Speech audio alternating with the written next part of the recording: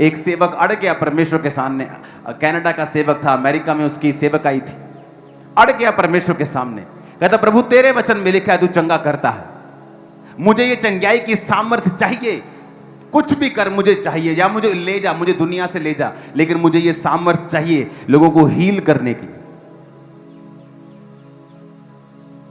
और जब वो एक जगह पे जा रहा था प्रार्थना करते हुए, तो सामने से कोई टॉर्च लेके आ रहा था ऐसे चलता हुआ। उसे लगा कि शायद कोई चौकीदार है या कोई और आदमी है। तो वो जब टॉर्च लेके उसके पास आया, वो स्वर्गदूत था और उसके हाथ में बाइबल थी जो चमक रही थी।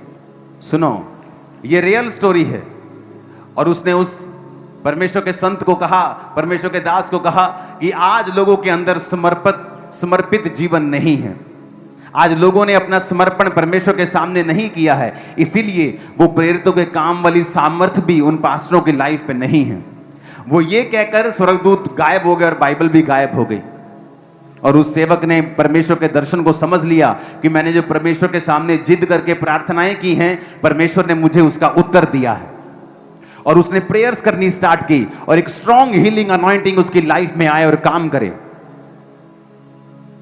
अब ये हिस्ट्री में रिकॉर्ड है और सारी रिटन चीजें हैं। 1905 में जिस शहर में वो सेवा करने लगा था, वहां पे 1 लाख रिटन मिरेकल्स उसकी सेवकाई में हुए थे। और जब अमेरिका के डिपार्टमेंट्स ने उस शहर का सर्वे किया, और जब पूरे देश का सर्वे होता है, तो उसका जो शहर था पूरे देश का सबसे ज्यादा हेल्थी और चंगा शरीर वाला, जहां सब लोग चंगे थे, पूरे देश में वो शहर, वो कस्बा नंबर 1 था पूरे देश, पूरे अमेरिका में।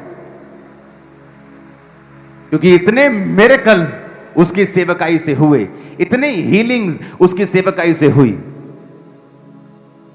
क्योंकि एक परमेश्वर के दास ने स्टैंड लिया कि मैं परमेश्वर के वचन के ऊपर चलूंगा। जब आप परमेश्वर के वचन के ऊपर स्टैंड लेते हैं और खड़े रहते हैं, और ये बहुत बड़ा नहीं होता है, शुरुआत बहुत बड़ी नहीं होती है, छोटी सी होती है,